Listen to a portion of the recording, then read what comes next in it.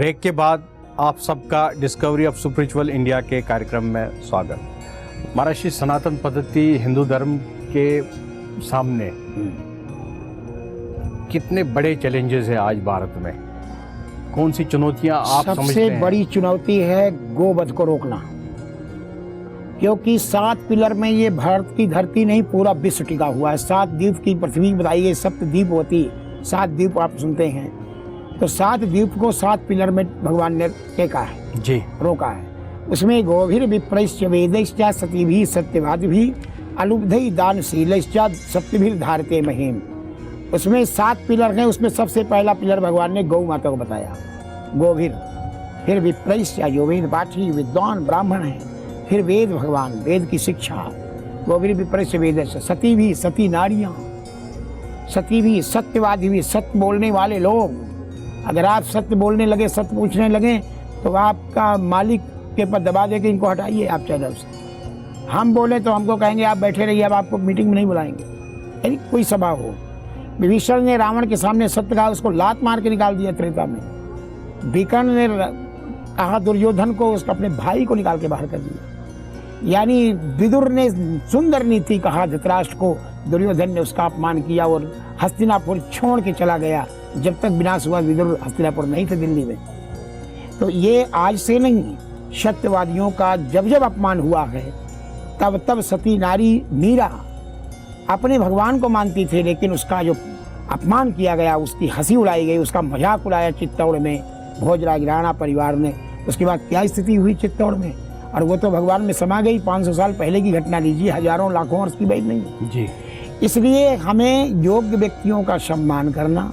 एक आपने कहा महर्षि गौ माता, गौ रक्षा होना चाहिए। आपने गौरी कहा, हाँ। स्त्री की, महिलाओं की रक्षा, हाँ। सतीत्व की, और महर्षि गोभिर विप्रश्च, जो ब्राह्मण विद्वान है, वैदिक हैं, जो वेद को धारण करते हैं, उनका अच्छा सम्मान होना चाहिए जी। और उनकी पूजा नहीं तो उनका सम्मान जनक, उनका सम्मान।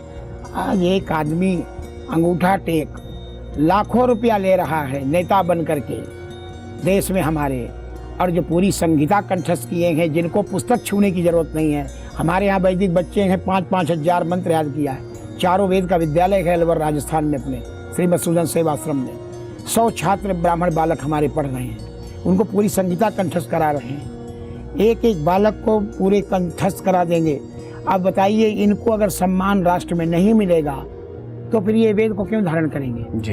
वेद मंत्र नहीं होंगे, जैसा हमने श्लोक बताया था कि दैवाधीनम जगत सर्वम, सारा जगत संसार देवताओं के अधीन है। चाहे कोई किसी देवता को मनावे, शिव जी को मनावे, कोई किसी मनावे, देवी को पूजा करे, लेकिन सारे देवता मंत्रों की अधीन है। मंत्र के रिमोट से चलते हैं। वो मंत्र ब्राह्मण के मुख से निकलेगा तभी सफल होगा। संस्कृत भाषा को कोई भी पढ़ के स्तोत्र पाठ कर सकता है, किसी को मना नहीं है। गजेंद्र मोक्ष भी है भागवत में। हाथी ने भगवान की स्तुति किया और भगवान नारायण अवतर होकर के उसको ग्रास से मुक्त किए, भागवत में कथा दी है। किंतु वेद मंत्र, वेदा में वचनम विप्रान मुखम गावस तनुर्मम अंगानी देवता यूयम साधवो बसो हृदय, ऐसा भगवान गोलोक में कहते हैं ब्रह्मा जी से। गर्ग संहिता में वर्णन हमने पढ़ा। तो जो मूल चीज है वेद, और उसको धारण करने वाला है वो ब्राह्मण है। इनको रक्षा भी करना जरूरी, ये स्तंभ है। तो गौ माता सबसे पहला, वेदवादी ब्राह्मण, और वेद भगवान, सती नारी, सत्यवादी पुरुष, निर्लोभी व्यक्ति और दानशील पुरुष। ये 7 कॉलम है। अगर दानशील नहीं होंगे, कहाँ कौन कुंभ करेगा, कौन दान पुण्य करे, कौन गौशाला चलाएगा। सत्यवादी को कहते हैं कि चाहे कुछ भी लगे बुरा, लेकिन सत्य बोलेगा। आज झूठी गवाही के लिए पैसा देकर लोगों को प्रभावित किया जाता है, नहीं?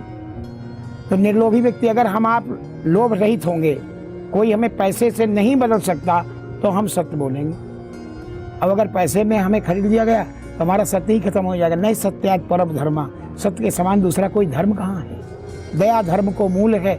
दया करेंगे तो गाय। दया के ऊपर मैं विशेष बताना चाहता हूँ, गौ माता वो शक्ति है कि गौ के द्वारा जो कुछ हम प्राप्त कर रहे हैं वो कोई संसार में वैज्ञानिक नहीं दे सकता। जब हम 2000 अगस्त में विश्व धर्म संसद में युवाओं की बैठक में अमेरिका गए, तो वहाँ अपने देश के वैज्ञानिकों से कुछ मिलने का अवसर मिला।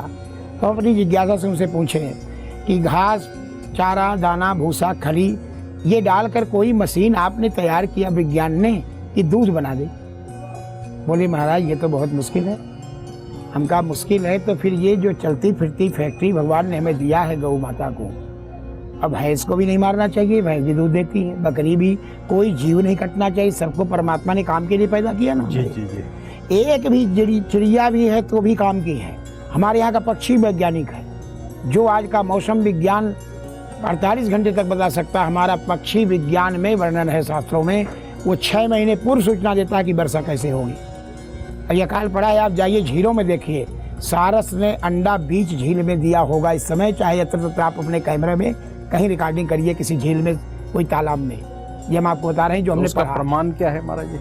उसका प्रमाण यही है कि आपको बीच में मिलेगा, वो पानी कम होगा इसलिए बीच में अंडा रखता है। ये हमने पढ़ा है, हमने देखा है, इसलिए आपको कह रहे हैं कि देख सकते हैं। जब पानी में बाढ़ ज़्यादा आने का होगा तो किनारे में रखता है, ताकि और बढ़ेगा तो वहाँ से बच्चे को उठा ले जाएगा। एक ये।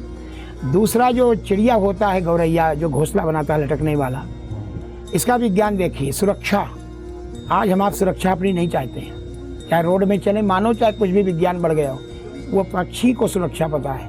कटीले बेर के पेड़ में, बबूल में ज़्यादा घोंसला आप देखेंगे। सांप चढ़ के उसके बच्चों को, अंडों को खाएगा, उसको ब्रेन कहाँ से दिया परमात्मा ने? और वो ऐसे पतले डाल में लगाएगा कि वहाँ तक जाते जाते सांप गिर जाएगा या उसको कांटा लग जाएंगे, चुभ जाएंगे, वो खुद खतरे में हो जाएगा। दूसरी बात, उसमें 3 खाने बनाता है, 3 कोठरी। एक में कुछ पंखे झाड़ करके आगे उसको धोखा देने को कि वो देखे तो इसमें कुछ नहीं, खाली है, वो वापस चला जाएगा।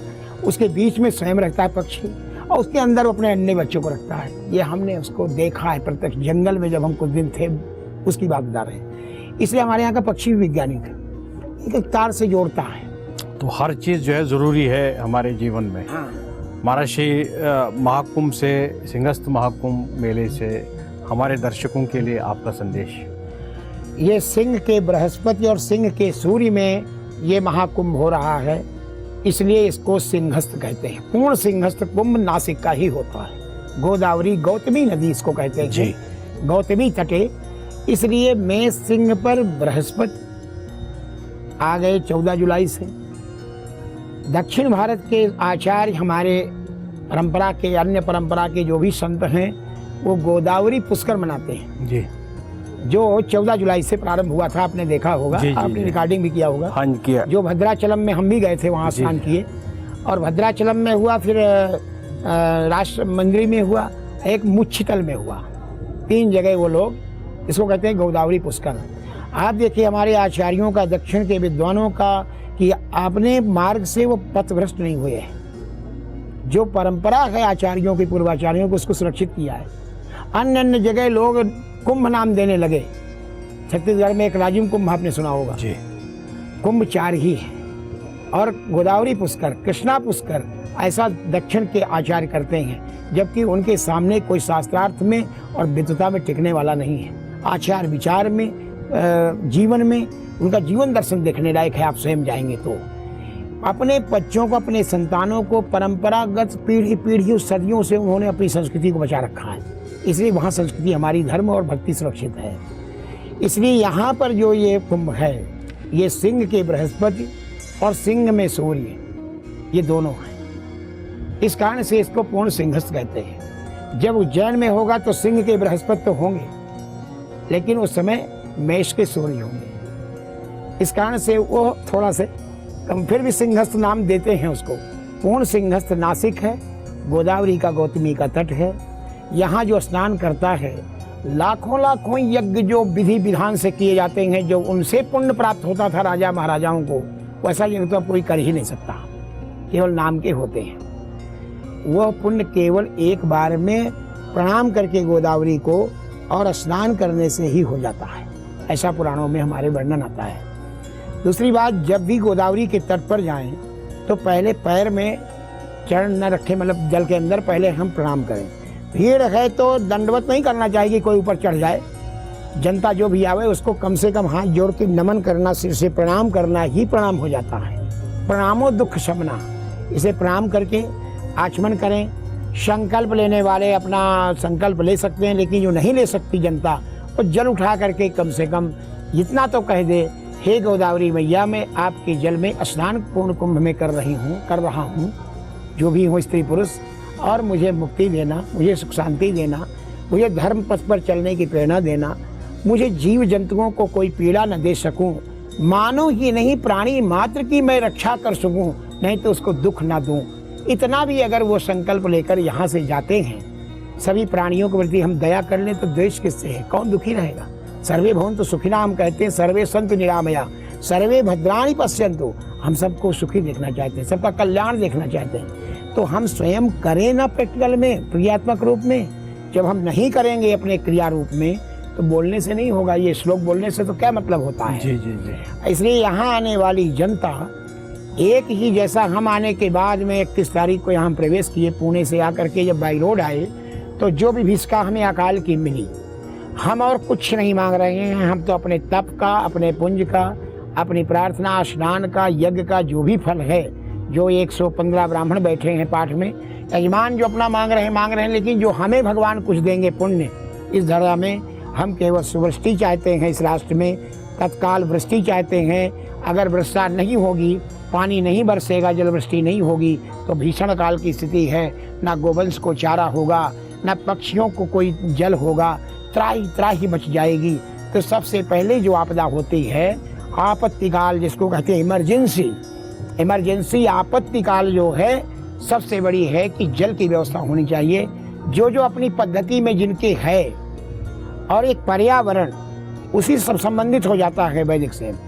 हम अपने यहाँ जो यज्ञ कराते हैं उसमें हमारे यहाँ भगवान से प्रार्थना जल के लिए, वृक्षों के लिए, जीव जंतु के लिए, प्राणी मात्र के लिए, सुवृष्टि हो। जब जल हम लाएंगे, हम तो ला के दिखाए, अलवर में 3 बार हमने यज्ञ करके वृष्टि कराया। ऋग्वेद में, संगीता में हमारे यहाँ जो बालक पढ़ते हैं, और यजुर्वेद में पर्जन्य सूक्त है। अस्मिन राष्ट्रे अस्मिन देशे वृष्टिम कुरकुर स्वाहा, ऐसा उसका मंत्र शुरू होता है। और पूरा हमने वर्षा करा के दिखाया। राजस्थान में श्रावण का महीना पूरा सूखा चला गया। गाय का घी अपने गौशाला का जो था, बाकी बीकानेर से मंगाकर, और मंत्रों से आहुति। अंदर कोई ब्राह्मण वैदिक के अलावा कोई यजमान नहीं जी। ये होना अनिवार्य है, क्योंकि विधि पूर्वक होगा। महाराज दशरथ को जो भगवान श्री राम जैसे पुत्र 4 मिले, भरत शत्रुघ्न लक्ष्मण, उन्होंने गुरु वशिष्ठ को संकल्प दिया, अंदर प्रवेश करके आहुति नहीं दिया। आज लोगों की यजमान बन के पैसा वालों की इच्छा होती है, और पैसा लेने वालों की भी इच्छा होती है कि उनको खुश करो, 1.25 लाख 5 लाख ले लो। हमारे यहाँ बम्बई का सेठ है शंकरलाल अग्रवाल, जो यजमान बनेंगे। कल से यज्ञ प्रारंभ होगा। आप आकर कल परसों किसी दिन, आज 2-3 दिन में देखिएगा, वो बाहर ही बैठे रहेंगे। वो लाखों रुपया सेवा करेंगे। दक्षिण भारत के विद्वान यज्ञ करेंगे, उनके मंत्र देखिएगा, जो प्रत्यक्ष दिखाई देगा उनका जो कार्य हो रहा है। 3 यज्ञ में यजमान बन चुके, प्रयाग के कुंभ में और हरिद्वार के कुंभ में, यहाँ भी बने। इसलिए हमें क्रिया को पूर्ण करना है। आज जो वृष्टि अगर सुवर्षी हो जाएगी तो इसमें कई समाधान हो जाएंगे जी। इसके लिए सरकार चिंतित है। कितना मुआवजा देगी गवर्नमेंट, त्राही मचेगी। जल नीचे स्तर जा रहा है, जल तो है उसके पास। अगर भगवान चाहें तो बम्बई का हवाई अड्डा बंद कर दें 1-2 घंटे की बारिश में, लेकिन उससे लेने की इच्छा चाहिए और विधि चाहिए। वो संत और महापुरुष ही ले सकते हैं। तो बहुत ही सुंदर और अद्भुत बातचीत रही महाराज जी के साथ में। कुंभ मेला तो चल ही रहा है और यहाँ पर विचारों का मंथन भी चल रहा है। साथ साथ में हमने इस कार्यक्रम में जगत गुरु रामानुजाचार्य जी के बारे में चर्चा की, उनके जीवन के बारे में चर्चा की, उनकी फिलॉसफी के बारे में चर्चा की। उन्होंने मानव कल्याण के लिए किन विधि और विधानों का उन्होंने स्थापना की, महाराज जी ने हमें इसके बारे में भी जानकारी दी।